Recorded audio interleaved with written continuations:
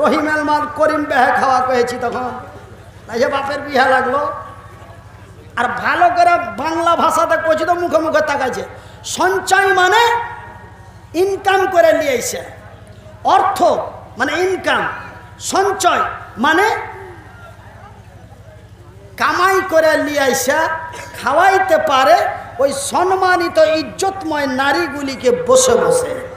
শুধু তাই নয় আমার ভাইয়ের, আমার বন্ধুরা, তবে ভাই গো আমার আল্লাহ কত ইজ্জত দিয়েছেন দেখেন। হাত দুটা নাই, পা দুটা নাই, ঠ্যাং দুখান নাই, হাতও নাই, পাও নাই, এই ছোঁড়া ঘাড়ে করে লিয়ে এলো, আইনু লিয়ে যাইতে যেতে পারবো না, তো এখানে লক করে বসে থাকতে হবে।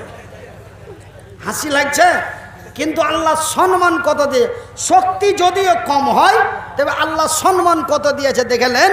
যে কি আপনার গে বিহারের লোক, বাঙালের লোক না হলো দু তিনজনা যা মোটর সাইকেলে করে আজ্ঞালি আসে, কিন্তু এই ছোট মুলবিটাই যখন অন্য কোনো জায়গাতে যায়, বাংলাদেশে যায় বা শিলচর যায় বা গুয়াহাটি যায় বা কোনো জায়গায় যায়, ওইগুলাতে যেগুলা যে রাজ্যগুলাতে দূরবর্তী রাজ্য, প্লেন ছাড়া জাহাজ ছাড়া যাওয়া যায় না, ওগুলাতে যখন যায় তখন বুঝতে পারলেন আগা দিকে মোটামুটি ৫-৭টা পুলিশ থাকে গাড়িতে, খালি ফোঁফা ফোঁফা ফোঁফা করে গাড়িতে বাজায়, আর আমাকে 4 চাকাতে করে নিয়ে যায়। আর মোটর সাইকেল খানি 12-14 খান মোটর সাইকেল, কত ইতুটুকা মানুষ খাবলে হেঁটে যাবে, কত গলা সুরক্ষা বাহিনী। কিসের লেগে? লোকটা শক্তিশালী, সবকে মেরে ফেলে দিবে, ওই ওকে কাবু করার লেগে এত লোক না। লোকটা যদিও এরকম হয় তবু আল্লাহ তাকে সম্মান দিয়েছে, আমরা তাকে সম্মান করে ইজ্জত করে হারকে বাড়ি পর্যন্ত নিয়ে যাব। এই যে সম্মান, একটা বেটা ছেলের, একটা বেটি ছেলের আল্লাহ কত ইজ্জত দিয়েছে, যে ওই বেটি ছেলেটাকে যেন সুন্দর করে ব্যবহার করতে পারে, ওকে যেন 10 টাকা খাবার দিতে পারে, ওর যেন বসে বসে ওকে আহার দিতে পারে, ওকে যেন ওর ইজ্জতের হেফাজত করতে পারে, তার লেগে একটা পুরুষকে আল্লাহ শক্তিশালী করে বানিয়েছে। ভাইজি আমি পুরুষ হয়ে যদি আমার পুরুষগতা না থাকে, আমি পুরুষ হয়ে খুব কথাটা কান করে শুনেলেন, মনে রাগ করে কথাটা বলছি, মনে রাগ করে কথাটা বলছি, মনে রাগ হয়ে কথাটা বাড়াইছে। তুমি পুরুষ হয়ে যদি তোমার স্ত্রী তোমার মোটর সাইকেলে চড়তে ভালোবাসে না, তোমার মামাই তো ভাইয়ের মোটর সাইকেলের ঘাটা তাকাইছে, তুই পুরুষ? তুই পুরুষ লইস, তুই সাধারণ ভাষায় হলো কা পুরুষ। আর লোকাল আর বিহারের ভাষায় হলো হিজড়া। আর আমার বাঙালের কিছু ভাষায় বলে ভাড়ুয়া। আর আল্লাহ তার রসুলের ভাষায় বলে লা মুরাদ। এগুলা বেটা ছেলেকে আল্লাহ বিয়ে করতে মানা করেছে। শুধু আল্লাহ মানা করেনি, আল্লাহর নবীও বিয়ে দিয়েও দেয়নি, বিয়ে করতেও কহেনি। বিশ্বাস যাও না, শুনে নাও। এই যে দেখছেন আর ভাগনাটাকে, এরকম একটা চাংড়া চলে গেছে আল্লাহ নবীর কাছে, ইয়া রাসূলুল্লাহ ইয়া হাবিবাল্লাহ, ইয়া রাসূলুল্লাহ ইয়া হাবিবাল্লাহ, ওগো আল্লাহর নবী, ওগো দয়ার নবী, ওগো বিশ্বের নবী, হুজুর গো আমার বয়সটা 17-18 হয়ে গেছে, আমি নওজোয়ান হয়ে গেছি, আমি যুবক হয়ে গেছি, আমার যৌবন এসে গেছে। নবী গো আমার রসুল দয়ার নবী বলেছেন, একজন তরুণ, একজন তরুণী যখন তার পূর্ণ বয়স হয়ে যাবে, যখন তার যৌবন এসে যাবে, রে যুবকের বাপ, রে নওজোয়ানের বাপ, রে নওজোয়ান তাড়াতাড়ি বিয়া কর, রে নওজোয়ানের বাপ তাড়াতাড়ি বিয়া দে। নবী গো আমি নওজোয়ান হয়ে গেছি, আমার যৌবন এসে গেছে, ইয়া রাসূলুল্লাহ ইয়া হাবিবাল্লাহ, ওগো আল্লাহর নবী, ওগো দয়ার নবী, আমার বিয়েটা দিয়ে দাও হোক। আমি আল্লাহর সৈনিক, নবীর সাহাবী, আমার রসুলের দরবারে এসেছি আমার বিয়েটা দিয়ে দেওয়ার জন্য। আল্লাহর নবী, দয়ার নবী, বিশ্বের নবী উত্তরের জবাব দিয়ে বললেন, সওয়ালের জবাব দিয়ে বললেন, নওজোয়ান রে, একজন নারীকে বিয়ে করতে গেলে, একটা মেয়ে বেটি ছেলেকে নেকা করতে গেলে, একজন মেয়ে ছেলেকে বিয়ে করতে গেলে তার কিছু দায়িত্ব আছে, কিছু কর্তব্য আছে। তুই কি সেইগুলো পারবি? একটা একটা করে আল্লাহর নবী তার সামনে বললেন। ওই নওজোয়ান তরুণ যুবক কিছু পারবো কহিলে, কিছু পারবো না কহিলে, আল্লাহর নবী, দয়ার নবী, বিশ্বের নবী বললেন, যুবক রে, আমি নবী তোর বিয়ে দিতে পারলাম না। ও কয়ে যে কিছু পারবো, কিছু পারবো না। তখন আল্লাহর নবী ওকে উত্তর দেয় যে তোর বিয়ে দিতে আমি পারবো না। শুধু তোর বিয়ে দিতে পারবো না লয়, তোকে বিয়ে যা যে আমি তোর পারবো না, তুই পারলে করে লেগা। করারও অর্ডার দিলেন না, দিয়েও দিলে না, আর করার অর্ডারও দিলে না। কেন? যে ওর ভিতরে খান্তি আছে। কেন? একজন নারীর বড় ইজ্জত আছে, একজন নারীর বড় সম্মান আছে।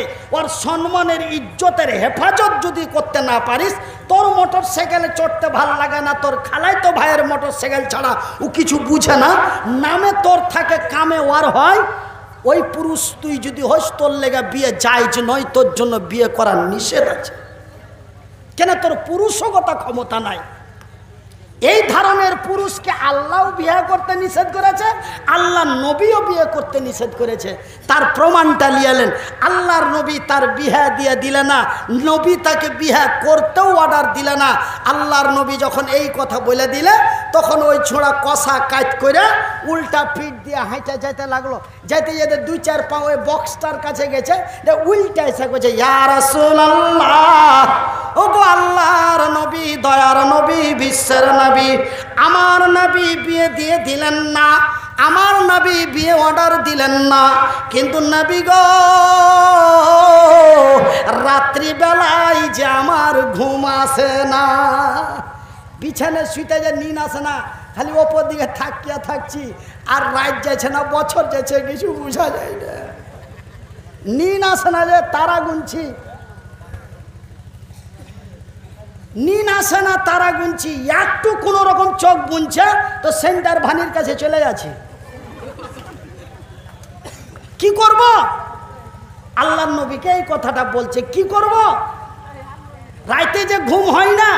আল্লাহর নবী, দয়ার নবী, বিশ্বের নবী বললেন, যুবক রে, নওজোয়ান, রাত্রিবেলায় যদি তোর ঘুম না হয়, তোকে যদি ঘুম না আসে, তোর যৌবন যদি জ্বালা দেয়, তোর যৌবন যদি হুড়া দেয়, তবে আমি রাসূল বলছি, তুই প্রতি মাসে 3টা, 4টা, 5টা করে রোজা কর। তুই যদি রোজা রাখিস, তবে আল্লাহর ধ্যান তসবিহ তোর মস্তিষ্কে থাকবে। তোর রাতের বেলায় রুবেল সেন্টুর ভানির কাছে যাবি না, তোর সেক্স অটোমেটিক ডাউন হয়ে যাবে। তুই আল্লাহ তার রসুলের দিকে তোর ধ্যান হয়ে যাবে।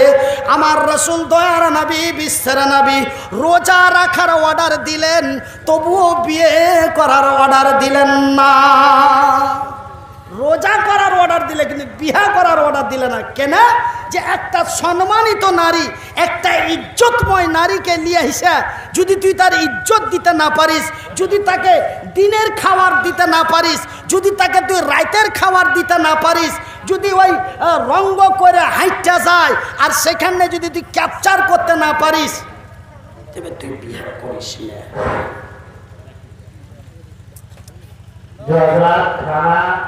खाने के ख्वाहिशमंद है, होटल अभी भी खुला हुआ है, कुछ ही देर में बंद होने वाला है, और टिकट का जो पैसा 100 रुपये था, उससे घटाकर 80 रुपये कर दिया गया है। आप हजरात जाकर खाना खाएं। माशाल्लाह, विशाल व्यापार। एकेर माल 80-তে চলে এসছে, খালি এগুলা দিয়ে না। কোন গালা আছে? এগুলা না পা দিয়া টানা গেলা। তার মানে এইদিকে মোটামুটি 2010 সালে না 11 সালে একটা জালসা করতেছিল আরারিয়ার দিকে, জালালগড়ের সাইডে। তো তখন কিন্তু এই এলাকাতে আমি নতুন এসেছি, আর আরও 2টা নাম করা বক্তা নিয়ে এসছে। আর আমি তখন দেখার দিক দিয়ে নাম করা, তখন আমি ওয়াজ করতে ওরকম পারতুম না। মানুষ मोटरसाइकिल स्प्लेंडर प्लस जिसका नंबर है 7319। गुम हो गई है, किसी के गली में या घर के सामने रखी हुई थी, गुम हो चुकी है। लिहाजा जिसको भी जानकारी मिले इसकी इत्तला दे दें। তো 2010-এ 10 সালে না 11 সালে নিয়ে এসেছিল, তখন আমি এই এলাকাতে সর্বপ্রথম, তখন আমি ওয়াজ করতে জানতুম না, তাকরির করতে জানতুম না। মানে 15-20 মিনিট হতো আর লোক উঠা পেঠা পালিয়ে যেত, ওয়াজ তখন শুনতো না। কে? আচ্ছা, আপনার নাম কি বাপু? মাইনুল হক, 500 টাকা। আর এক বাপ মার লেগে আর এক বেচারা দিয়েছে 50 টাকা। মাশাআল্লাহ, আলহামদুলিল্লাহ, জাযাকাল্লাহু খাইর। তো ভাইজান, আমার আব্বা জানারা তো কইছে মুলবি সাহেব 11টা ভুঁইস জবাই করেছিল, একটাও নাই, সব বাদিয়ে চাইটা মুছে খেয়ে নিয়েছে। যত দোকান বসেছিল দোকানে সব মানে খালি ডাব্বা ডুবি লেগেছে, মাল কিছু ঘুরে যায়নি, এত লোক হয়েছিল ওই জালসাটাতে। মানে আমিও তখন বক্তা হিসাবে নতুন, আর আরো কুণ্ডে থেকে 2টা নতুন বক্তা নিয়ে এসেছিল ওই আরারিয়া ফারবিসগঞ্জের সাইডে। হ্যাঁ, যে মানে কি জায়গাটার নাম ছিল, চুন্নি ঘাট না কি বলে নাম ছিল।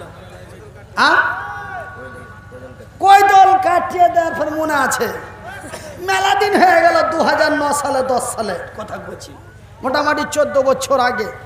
তো 11টা ভুঁস শেষ করে দিয়েছিল, এত মানুষ এসেছিল। ওই লাগে বলছি, পা দিয়ে ছিঁড়া গেল না হাত দিয়ে ছিঁড়া গেল। তো ভাইয়ের আমার, বন্ধুরা আমার, আব্বা জানের আমার, তো বিশাল অফার, 100 টাকার মাল 80 টাকায় চলে এসছে। আপনারা যদি এখনও কেউ রাত, বড় রাত 2টা 2:30টা বাজছে, যদি একটু কোঁ কোঁ করে তো যা পোঁ পোঁ করে খাইলেন, 20 টাকা করে কমিয়ে দিয়েছে।